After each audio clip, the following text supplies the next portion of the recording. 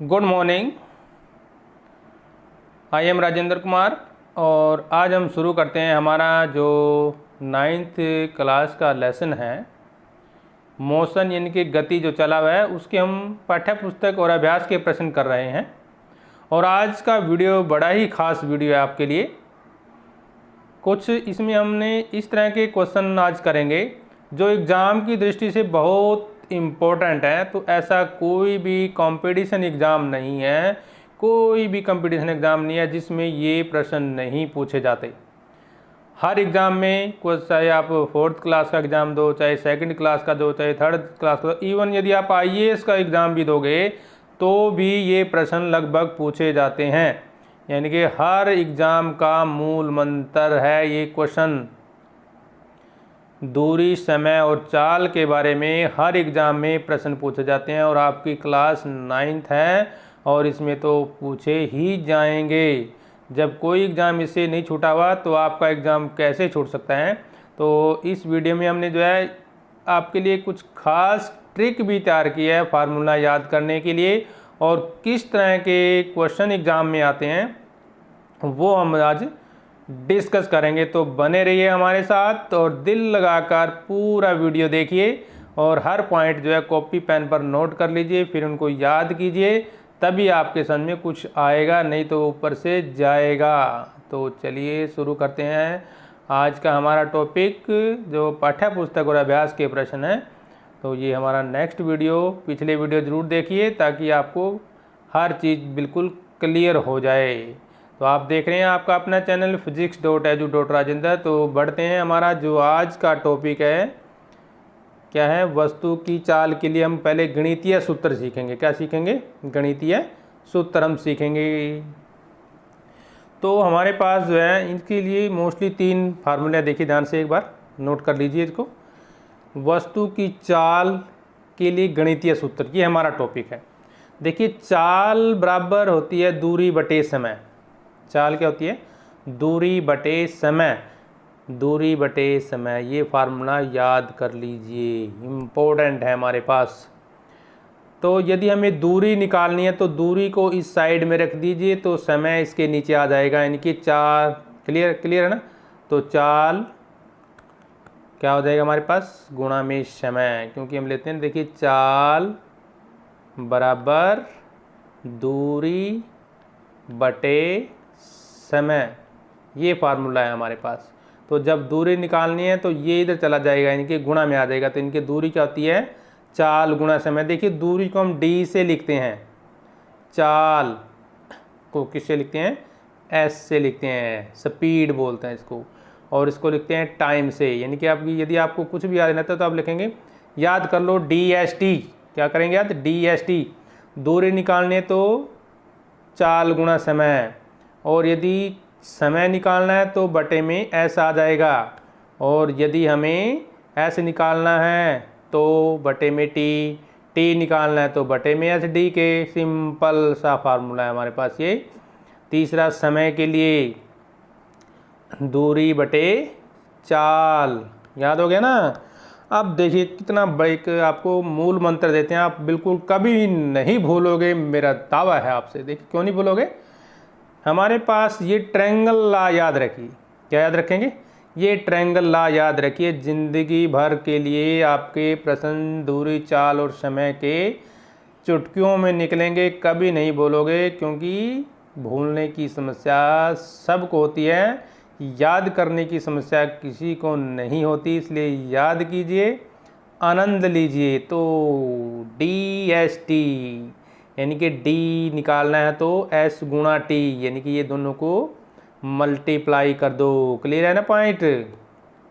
दोबारा देखिए, D निकालना है तो जो नीचे वाले हैं उसको मल्टीप्लाई कर दीजिए, यानी कि S गुणा T। क्या हो जाएगा? S गुणा T। पहले आप इस तरह से ट्रायंगल बना लीजिए, याद रहेगा। D ऊपर, S और T नीचे। D ऊपर, S और, जब हमें S निकालना हो तो देखिए ये D बटे T क्या हो रहा है? ये D बटे T, ये देखिए D बटे T। Clear point? जब हमें निकालना हो T, क्या निकालना हो? T यानी कि टाइम, तो D बटे S, D बटे S।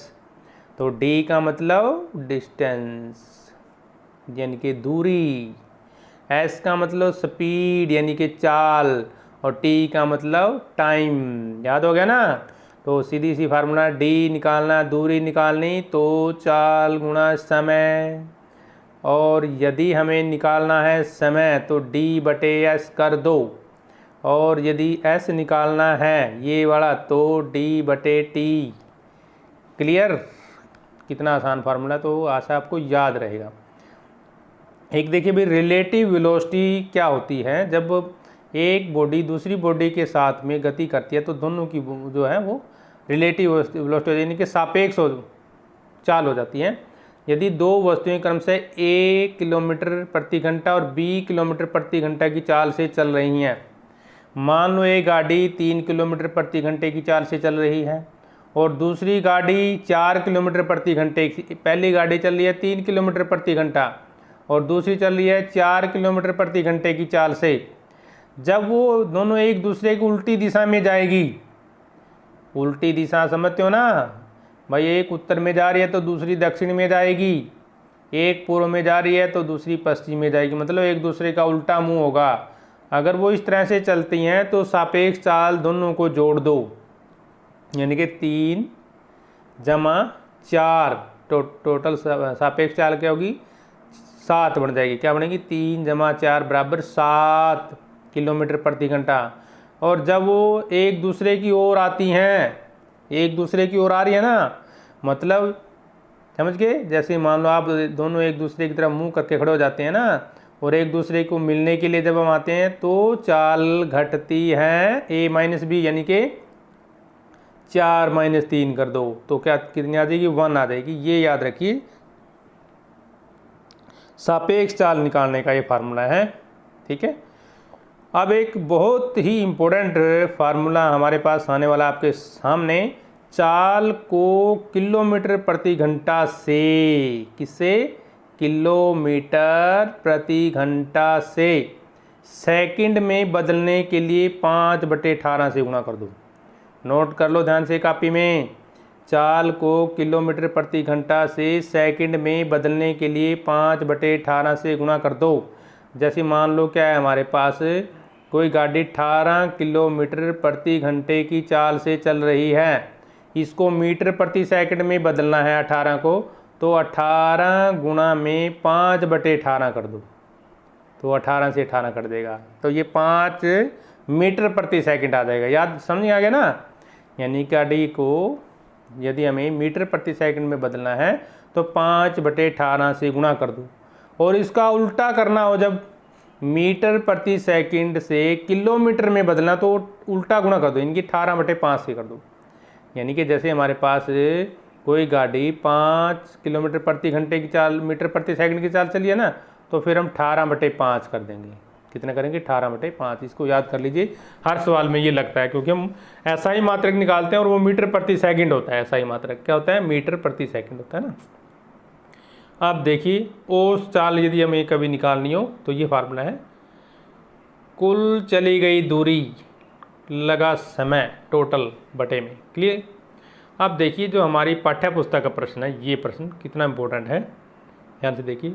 किसी गाड़ी का चालक 52 किलोमीटर प्रति घंटे की गति से चल रही कार में ब्रेक मारता है।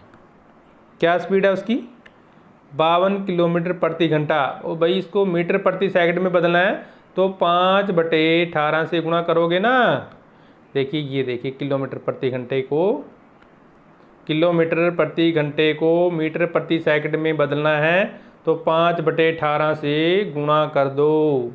किससे गुणा करना है, 5/18 से गुणा करना है। तो यहाँ पे 5/18 से गुणा कर देंगे ना तो मीटर प्रति सेकंड में आ जाएगा। ये कार विपरीत दिशा में एक समान दर से त्वरित होती है। कार 5 सेकंड में रुक गई, जिनके रुक गई तो वेलोसिटी भी क्या होगी, 0 होगी ना। वेलोसिटी क्या होगी, 0। दूसरा चालक 30 किलोमीटर प्रति घंटे की से गति कर रहा है, दूसरी कार धीमे धीमे ब्रेक लगाता है, 10 सेकंड में रुक जाता है। तो एक ग्राफ पेपर पर दोनों को कैसे दर्शाएंगे हम, एक ग्राफ पेपर पर दोनों को दर्शाना है। ठीक है। ब्रेक लगाने के बाद दोनों में कौन सी कार अधिक दूरी तक जाएगी? ठीक है, ब्रेक दोनों ने लगाया भाई, तो ज़्यादा दूर तक कौन सी गाड़ी जाएगी ये भी हमें बताना है। ठीक है ना। तो देखिए पहले हम ग्राफ के बारे में बात करते हैं। तो ग्राफ जब हम बनाते हैं, देखिए इस तरह से हम ग्राफ बनाएंगे। ये 2 पॉइंट लेते हैं ग्राफ में, ये एक्स एक्स होता है, ये वाई एक्स होता है। तो जो यहाँ पे लेंगे, जब दूरी और समय की बात करते हैं ये चाल, तो नीचे हम समय लेंगे, नीचे क्या लेंगे? समय लेंगे। और इधर ऊपर वाली क्या लेंगे? चाल लेंगे। ये ध्यान रखेंगे, क्या लेंगे? चाल लेंगे। अब पहले सवाल करते हैं, कार की प्रारंभिक चाल हमारे पास कितनी दी हुई थी? 52 किलोमीटर प्रति घंटा। मीटर प्रति सेकंड में बदलने के लिए कर दिया 5/18 से गुणा। तो ये कितना आ गया हमारे पास? 14.44। कितना आया भाई? 14.44 आ गया हमारे पास। अब 5 सेकंड में कार रुक जाती है तो अंतिम वेग 0 हो गया ना। रुक गई तो वेग 0, वेलोसिटी 0, चाल 0। समय कितने में रुकी? वो 5 सेकंड में रुक गई। कितने सेकंड में रुक गई? 5 सेकंड में रुक गई। तो कार ए के लिए ग्राफ जब हम बनाएंगे तो किस तरह बनाएंगे? देखिए हमारे पास एस क्या होती है? दूरी। तो ये कितना दिया है हमारे पास? अभी चाल कितनी आई? मीटर प्रति सेकंड में हमने ये निकाली। ठीक है, समय 0 हो गया। और जब समय 0 होगा तो ये क्या हो गया? क्लियर है ना पॉइंट? तो इस तरह से हम बनाएंगे ये ग्राफ के लिए टेबल। ये क्या बन गई हमारी? टेबल। क्लियर है पॉइंट ये? तो S/T, T/S याद रखना है इनको, फार्मूलों को बीच बीच में बताए जा रहे हैं आपको। B की प्रारंभिक चाल 30 किलोमीटर प्रति घंटा, बदल दो इसको भी 5/18 से गुणा करके। 10 सेकंड में रुक गई। कितने सेकंड में रुक गई? देखिए T 0 था पहले, 10 सेकंड में रुक गई। चाल पहले कितनी थी? 8.3, और लास्ट में चाल कितनी होगी? 0 होगी। यानी कि ये है हमारी चाल शुरू हुई, यहाँ पे आके ख़त्म हो गई। ये शुरू का समय था और 10 सेकंड उसने ली। तो ये था सवाल की स्टेटमेंट। अब करते हैं दूरी निकालनी है। देखिए क्या निकालनी है हमें? दूरी। तो दूरी क्या होती है? चाल गुणा में समय। क्या होती है? चाल गुणा में समय। तो चाल 14.44, समय 5, तो 72 मीटर, यानी कि 72.2। दूसरी कार का भी ऐसे निकालेंगे तो इसकी 83 मीटर। इसका मतलब है कार बी, जो कार बी कार ए से अधिक दूरी तय करेगी। देखिए 83 आई है ना, तो ज़्यादा होगी। दोनों कारों के लिए अब चाल समय ग्राफ देखिए कैसे बनाते हैं।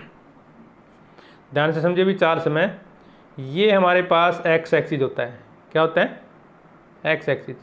इधर हम क्या लेंगे? समय लेंगे। अब समय के लिए देखिए मैक्सिमम समय कितना है? 10 सेकंड दिया हुआ है। कितना है? देखिए 10 सेकंड। जितना मतलब हमें बड़ी यूनिट लेनी है। इसमें समय 10 है और इसमें कितना है? 5 है। तो यानी कि हमें 10 बराबर स्केल ऐसे ऐसे कांटे लगाने हैं ग्राफ के ऊपर।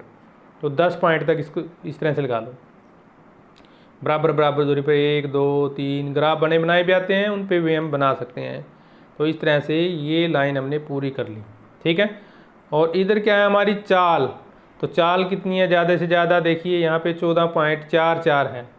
तो यानी कि अब 14 डंडे लगाएंगे वाई एक्स पे।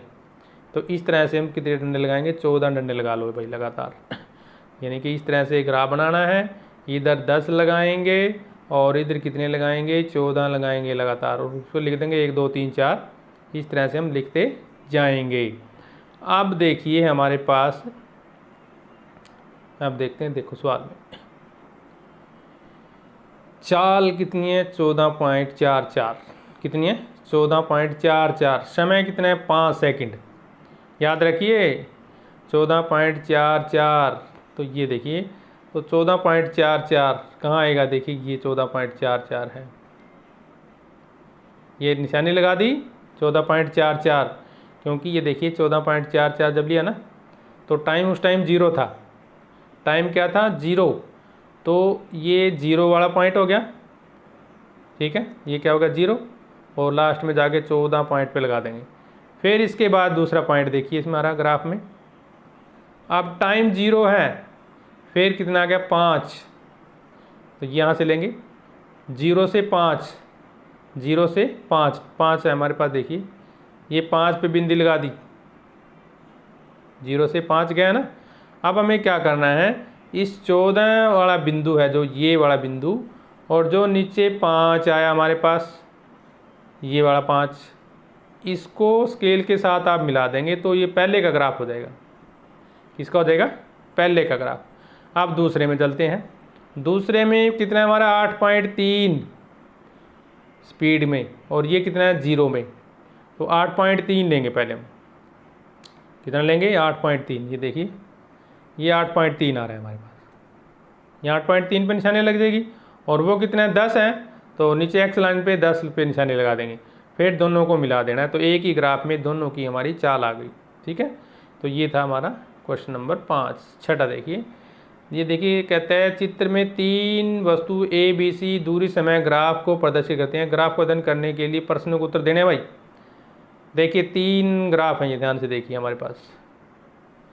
एक तो ये हो गया बी के लिए, ये हो गया ए के लिए, और ये हो गया सी के लिए। नोट हो गया ना? 3 ग्राफ दिए गए हैं, ए बी सी, ये लिखा हुआ है। ये ए के लिए है, ये हमारा ए के लिए, ये बी के लिए, ये सी के लिए है हमारे पास। ठीक है, नीचे क्या है हमारे पास? ये समय है। ये क्या है? समय। और इधर से क्या लिया है? दूरी। इधर साइड अब दूरी लिया इसने, ये क्या है? दूरी है। ठीक है, अब जो पूछता है इस हिसाब से, ग्राफ के हिसाब से चलेंगे हम। तीनों में से कौन सबसे तेज गति से गतिमान है? तीनों में से एक सबसे तेज गतिमान कौन है?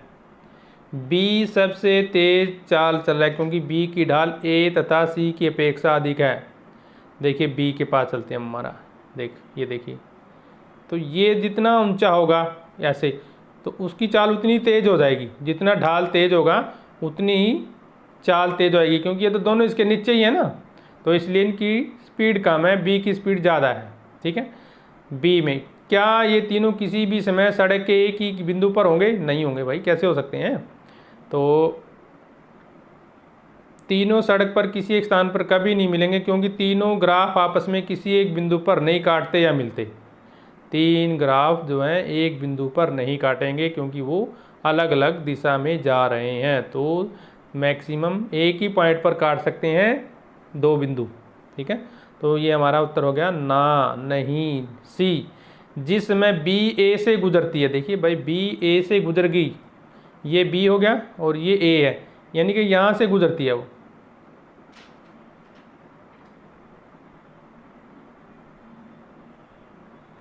देखिए जब बी ए से गुजरती है तब क्या होगा? कहाँ से गुजरती है? बी ए से गुजरती है, तो उस समय तक सी की दूरी क्या लेगी? तो यहाँ से हम पॉइंट को नोट करते हैं। देखो ध्यान से, ये वाला पॉइंट नोट करना। इधर से देखिए कितना आता है, देखिए कितने पे है ये पॉइंट? 8 से कुछ ज़्यादा है ना, 8.2 हो सकता है बीच में। ठीक है, और नीचे से भी हम ऐसे ही मापेंगे। नीचे से देखो कहाँ जा रहा है ये देखिए, ये कट पॉइंट एक बार नीचे कर लेते हैं थोड़ा सा। हम देखिए ये पॉइंट यहाँ से नीचे ये आ रहा है ना, ये तो ये वाली रीडिंग बनेगी ना, और इधर से कट पॉइंट यहाँ पे, इधर से तो हम अगर दूरी पूछता है तो इधर से माप लेंगे, समय पूछता है तो इधर से माप लेंगे। ठीक है ना, तो अब देखिए हम सी का आंसर क्या बनता है? जब बी तथा ए एक दूसरे से को मिलते हैं तो सी मूल बिंदु से 7 किलोमीटर की दूरी पर था। हमें दूरी निकालनी है। देखिए तो दूरी हमारी इस साइड में है, तो कितने किलोमीटर पे आ जाएगी? 7 किलोमीटर की दूरी पर था। तो ग्राफ के हिसाब से थोड़ा आगे पीछे हो सकता है। डी, जिसमें बी सी से गुजरती है। अब बी सी से गुजरती है, बी होगी ना, और सी वाली ये है, ये यहाँ से गुजर रही है। देखो ये, तो यहाँ पे पॉइंट देखिए कितना बनता है ये, तो इसको हम माप लेंगे कितना बनता है।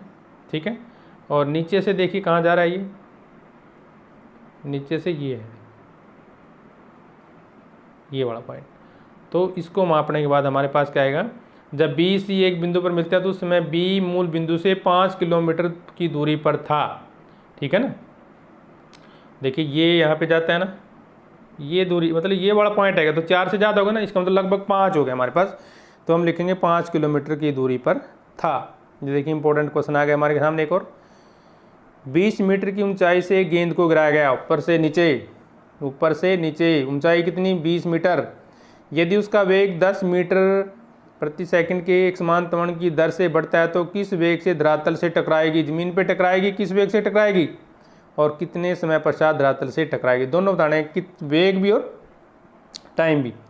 तो उसके लिए तो हमारे पास एक ही फार्मूला है, रामबाण फार्मूला है ये बड़ा, S is equal to u t जमा में 1/2 AT²। आरंभिक वेग 0, आरंभिक वेग क्या है 0, तो इसका मतलब ये 0 हो जाएगा यहाँ पे, ये जो u दिया है यहाँ पे 0 हो जाएगा। और त्वरण कितना है 10, तो जो यहाँ पे a है यहाँ पे 10 आ जाएगा, 1/2 ऐसे कैसे। t हमारे पास नहीं है तो वो निकाल लेंगे यहाँ से, ठीक है, वैल्यू पुट होगी ना। तो वैल्यू पुट होने के बाद देखिए दोबारा देखते हैं, यू एस बराबर यू टी प्लस 1/2 ना, तो u के स्थान पे 0 आ गया, ये t ऐसे कैसे, तो ये तो सारा 0 हो गया, इसको तो काट दो। अब 1/2 a 10 दिया हुआ है, t की 2 इसको 2 पे काट दो, 2 पंजे 10 आ जाएगा, ये 5 गए। और इधर से 5 पे गया जब, तो उधर से काट दो, 5 चौके 20 आ जाएगा, ठीक है। तो t का इधर आके, क्योंकि ये स्क्वायर है तो इधर आके क्या हो जाएगा, वर्ग हो जाएगा। तो t बराबर कितना आ जाएगा 2, कितना आ जाएगा 2, क्लियर है ना। इसने दूसरे तरीके से किया, जैसे हमने किया ऐसे कर सकते हैं। देखिए ये तो 0 हो गया ना, क्लियर है, इसको 2 पे काट दो, 5 आ गया, और ये 5 को इधर काट दो, 5 चौके 20, ये t की 2 बच गया, t की 2 का इधर आके वर्गमूल हो जाएगा, तो वर्गमूल होने के बाद क्या बचेगा हमारे पास 2 बच जाएगा। तो समय कितना आ जाएगा 2 सेकंड। अब हमें क्या निकालनी है, चाल, चाल के लिए फार्मूला v बराबर u प्लस AT। तो v निकालनी है, ऐसे कैसे आ गया, आरंभिक वेग 0 10 गुणा 2, ठीक है, अभी निकाला 2 हमने टाइम, तो 20 मीटर प्रति सेकंड आ जाएगा। तो ये आ गया हमारे पास v और t, क्या आ गया हमारे पास v और t। दोबारा वीडियो को पॉज करके दोबारा समझ लीजिए। तो अब हम चलते हैं हमारा जो, तो देखिए किसी कार का चाल समय ग्राफ दिया गया है, ठीक है, निकालना क्या है हमें, पहले 4 सेकंड में कार कितनी दूरी तय करती है, क्योंकि ये समय है, ये क्या है समय, और ये क्या है चाल मीटर प्रति सेकंड, नीचे की ओर ये देखिए समय है और ये क्या है चाल मीटर प्रति सेकंड, क्लियर है पॉइंट ये। अब हमें निकालना क्या है, पहले 4 सेकंड में कितनी दूरी तय करती, तो ये 4 हो गया, तो यहाँ से कट कर दो सीधी रेखा, तो ये कहाँ देखिए, ये देखिए इधर आ रहा है, तो कितने पे आ रहा है, ये 8 पे आ रहा है ना, क्लियर है पॉइंट। आप देखिए इस अवधि में कार द्वारा तय की गई दूरी को ग्राफ से छायांकित कीजिए। आप कहते हैं इसको छायांकित भी कर दो, इसको हम छायांकित यहीं कर देते हैं, आगे आंसर में भी दिया, देखिए इसको स्केल के साथ 4 वाले को मिला दो, ऊपर जो ग्राफ दिया गया है, ठीक है। अब ये इसको छायांकित कर देते हैं हम सारे को, बिल्कुल आनंद लेके इसको नीला काला पीला जैसा भी करना है उसको कर दो। तो ये छायांकित भाग क्या हो गया हमारा, ब्लैक हो गया, ठीक है ना। तो इस तरह से करेंगे। ग्राफ का कौन सा भाग कार की एक समान गति को दर्शाता है, एक समान का मतलब सरलरेखा हो जाएगी, क्या आ जाएगी सरलरेखा, तो इसको हम अलग कलर से कर देते हैं, ब्लू कलर होगा, देखिए ये, तो जो ये सरलरेखा बन रही है ये एक समान चाल लगा लो, एक समान त्वरण जो भी है वो हमारा आंसर हो जाएगा। भाई समझ गए अब तो ये आंसर है, देखिए हमारे पास ये इसने ऐसे ही ब्लैक डॉटेड किया हुआ है, और ये हमारा देखिए इसने फिर त्वरण दिखा दिया हमारे पास, ये चाल देखिए इसने रेड कलर में दिखाया ना, हमने ब्लू में दिखा दिया। तो ये है हमारे पास, निम्नलिखित में कौन सी अवस्थाएं संभव है, प्रत्येक का एक उदाहरण दीजिए। कोई वस्तु जिसका त्वरण नियत हो पर वेग 0 हो जाए भाई। दूसरा, कोई वस्तु किसी निश्चित दिशा में गति कर रही हो और उसका त्वरण लंबवत हो, लंबवत का मतलब 90 डिग्री पे ऐसे त्वरण होगा, ठीक है ना। तो इसका भी अभी देते हैं फार्मूला। तो संभव पहला क्यों, जब एक गेंद को अधिकतम ऊंचाई से गिराया जाता है, कोई कितनी भी ऊंचाई से गिरा दो तो उसका वेग 0 होगा, क्या होगा 0, क्योंकि वो पृथ्वी की ओर आ रही है, वेग तो 0 होना ही है। यद्यपि उसका त्वरण कभी कम नहीं होगा, ज़्यादा नहीं होगा, क्योंकि बॉडी जब ऊपर से नीचे की ओर आती है तो त्वरण हम मानते हैं गुरुत्वाबल को, और वो कितना होता है 9.8 बराबर रहेगा, 9.8 होता है गुरुत्वाबल और वो बराबर रहेगा हमारे पास, क्लियर है पॉइंट ये। सेकंड, किसी वस्तु बी पॉइंट देखिए, कोई वस्तु किसी निश्चित दिशा में गति कर रही हो तो त्वरण उसके लंबवत होना चाहिए। तो ये भी संभव हो सकता है, क्यों?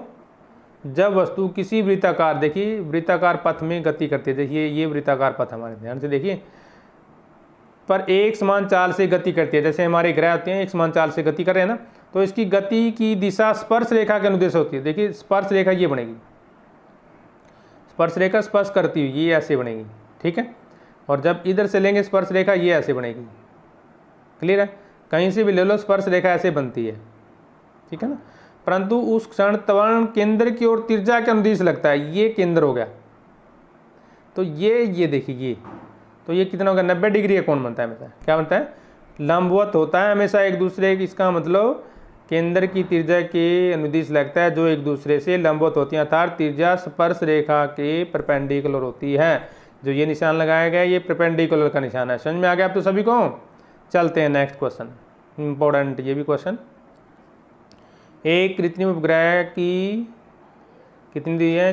42,250 किलोमीटर त्रिज्या की वृत्ताकार कक्ष में घूम रहा है। ये वृत्ताकार कक्ष में घूम रहा है कोई, भाई देखिए, ठीक है। 24 घंटे में पृथ्वी की चक्कर लगा देता है वो। एक चक्कर कितने घंटे में लगाया? 24 में। तो उसकी चाल को निकालिए। अब चाल निकालनी है तो हमें दूरी पता होनी चाहिए। दूरी इसका मतलब भी ये जो सर्कल है ये इसकी दूरी हो जाएगी, यानी कि इसकी जो परिधि है वो उसकी दूरी होगी, ठीक है ना। ये देखिए इसकी जो ये परिधि बनती है ना, ये परिधि जो बनती है वो इसकी दूरी होगी। तो परिधि का फार्मूला हमारे पास क्या होता है? 2πr। क्या होता है? 2πr, यानी कि ये उसकी दूरी बन जाएगी। ये क्या बन जाएगी? दूरी। तो ये किलोमीटर को पहले इसने मीटर में चेंज कर दिया। किलोमीटर को 1000 से गुणा कर दो, मीटर में चेंज आएगा। तो इसलिए हम जब भी कोई सवाल करोगे तो मीटर में निकालेंगे, जब दूरी की बात करेंगे मीटर में, समय की बात करेंगे सेकंड में निकालेंगे। ये बात ध्यान रखें। पृथ्वी की एक बार परिक्रमा करने में लगा समय वो भी सेकंड में लेंगे। 1 घंटे में मतलब एक दिन में 24 घंटे 60 मिनट और 60 सेकंड, तो सारे को गुणा करके सेकंड आ जाएगा ना। अब सवाल बन गया हमारा, चाल होती है दूरी बटे समय, चाल दूरी बटे समय, और दूरी क्या है हमारी? ये देखिए ये वो 2πr का फार्मूला लगाना है ना। देखिए 2πr वो दूरी होती है हमारी, 2πr। तो 2 ये आ गया, पाई ये आ गया, r ये आया, देखिए ये, ठीक है, गुणा में 1000 करके आया, ये आ गया, बटे में समय, ये समय आ गया। इसको सारे की काटा पीटी कर दो, जैसे मर्जी काटो, वो आपने देखना है। हम साइंस में नहीं काटते, साइंस में सीधा आंसर लिख देते हैं भाई हम तो ये सीधा आंसर आ गया हमारा। अब देखिए एक सवाल देते हैं आपको, बड़ा ही बहुत ही इम्पोर्टेंट क्वेश्चन है और पेपर में आएगा, किसी भी एग्ज़ाम में बैठोगे तो आएगा, 100% कंपटीशन एग्ज़ाम में किसी में बैठ जाइए आएगा, इसलिए हम करा देते हैं इसको आपके लिए। देखिए जब इस तरह के आप क्वेश्चन करते हैं उसके लिए हम सीधा शॉर्टकट फार्मूला कराएंगे आपको।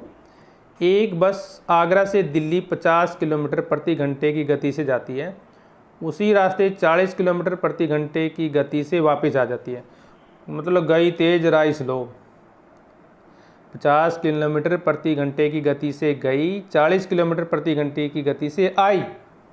यदि वापसी की यात्रा में 1 घंटा अधिक लगा, 1 घंटे का फर्क पड़ गया ना, तो इसमें अंतर देखना है आपने। इस तरह के सवालों में अंतर देखना है भी समय में कितना अंतर आ गया। तो कईयों में अंतर नहीं दिया होता, हमें निकालना होता है, और कईयों में अंतर दिया था। इसमें दिया पहले भी 1 घंटा ज़्यादा लग गया। कई बार उसको ऐसे बोलता है भी 50 किलोमीटर प्रति घंटे की गति से जाती है तो उसको 2 घंटे लगते हैं। दूसरी स्टेटमेंट हो सकती है ये, 50 किलोमीटर प्रति घंटे की गति से जाती है तो उसको 2 घंटे लगते हैं। वापिस आई तो उसको लगे 3 घंटे। पहले कितने थे? 2 घंटे लगे, फिर कितने घंटे लगे? 3 घंटे लगे। अब अंतर निकालेंगे, अंतर कितना आ गया? 1 घंटा आ गया। इसमें पहले 1 घंटा दिया हुआ है, ठीक है ना। तो दूरी तब हम कैसे निकालेंगे? ये फार्मूला होता है XY, यानी कि जो चाल हमारी दोनों की गुणा कर दो। ये देखिए XY 50 गुणा 40 बटे में दोनों का अंतर, यानी कि 50 - 40 गुणा में जो टाइम में अंतर आया, टाइम अंतर कितना आया? 1। तो ये उत्तर आ जाएगा हमारे पास, ठीक है ना। 50 और 40 की गुणा करो, 50 में से 40 गए 10 बचेंगे, काट पीट के कितना आएगा? 200। दोबारा देख लीजिए सवाल को। इस तरह के सवाल में हम कैसे करते हैं, देखिए गाड़ी गई फिर वापस आई, और जितना दोनों में टाइम का जो डिफरेंस होगा, अंतर होगा, वो निकाल लीजिए और उसको इस फार्मूले में रख दीजिए। यानी कि दोनों चालों की गुणा बटे में चालों का अंतर गुणा में टाइम का अंतर। तो इम्पोर्टेंट फार्मूला है, याद कर लीजिए, हर पेपर में आता है, इसलिए मैंने इसको ब्लैक मार दिया, आपको याद रहेगा। ठीक है, पक्का याद कर लीजिए। अब ये इस तरह का भी आता है, देखिए देखो कितना कितना मज़ेदार क्वेश्चन है भाई। आपने किसी आदमी को पकड़ना है, आपके लिए भी यूज़फुल है ये, देखिए ध्यान से। आपने किसी को पकड़ना है, वो भी जा रहा है, वो अपनी चाल से जा रहा है, और आपको किस चाल से चलना चाहिए और किस टाइम आपको पकड़ लोगे, ये कैलकुलेशन करनी है। मान लो आपके सामने कोई है, उसने दौड़ना शुरू कर दिया और आपने उसको पकड़ना है, तो आपको अपनी चाल कितनी करनी पड़ेगी कि उसको पकड़ लें और 1 घंटे में पकड़ ले। तो देखिए ध्यान से, एक चोर एक कार को चुराकर 2:30 बजे दोपहर 80 किलोमीटर प्रति घंटे की चाल से भाग गया। समझ गए ना भाई, 2:30 बजे उसने चोरी कर ली, स्पीड कितनी दे दी 80 की, भाग गया। 3 बजे चोरी का पता लगा भाई पुलिस को, 2:30 देखिए 2:30 बजे की बजाय 3 बजे चोरी का पता लग गया, आधा घंटा लेट पता लगा ना। दूसरी कार पीछे चल दी 100 किलोमीटर प्रति घंटे की चाल से उसका पीछा करने के लिए, तो फिर कितना कब पकड़ेगा उसको। देख कितना अच्छा सवाल है, इसको याद कर लीजिए, पेपर में इंपॉर्टेंट क्वेश्चन है। किसी से पूछ भी सकते हैं आप, किसी की बत्ती गुल करनी हो ना तो पूछ लो, बत्ती गुल उसकी, लेकिन अब आपकी नहीं होगी क्योंकि आपके सामने फार्मूला आ चुका है, बहुत ज़बरदस्त फार्मूला। देखो ऐसे सवालों करने के लिए क्या करेंगे, x गुणा में दोनों के समय में अंतर बटे में y माइनस एक्स। देखिए क्लियर है पॉइंट। तो x तो ये आ गया हमारे पास, दोनों के समय में अंतर देखिए 2:30 बजे उसने चुराई थी ना, और 3 बजे पता लग गया, तो आधे घंटे का अंतर हो गया, यानी कि 1/2 घंटे का अंतर हो गया, तो इसलिए गुणा में 1/2 आ गया। फिर अंतर दोनों में 100 माइनस 80 जो चाल में अंतर आ गया, तो ऊपर कितना आएगा, 100 में से 80 गए 20, और ऊपर कितना आ जाए, दोनों के समय में अंतर कितना था, आधा घंटा, और वो कितनी थी 80 थी ना, तो 80 गुणा 1/2 तो वो 40 आ गया, तो 2 घंटे। तो समय कितना लगेगा, 3 में 2 जोड़ दो, 5 बजे उसको पकड़ लेगा भाई। वो कितने बजे पकड़ेगा, 5 बजे, है ना। कितना मज़ेदार क्वेश्चन। तो ये था हमारा आज का वीडियो। नेक्स्ट वीडियो के लिए हम जल्दी हाजिर होंगे। वीडियो को पूरा देखिए और लाइक भी कीजिए, सब्सक्राइब भी कीजिए। आप देख रहे हैं आपका अपना चैनल physics.edu.rajendra। तो हम नेक्स्ट वीडियो में जल्दी हाजिर होंगे, तब तक हम लेते हैं आपसे विदा। जय हिंद।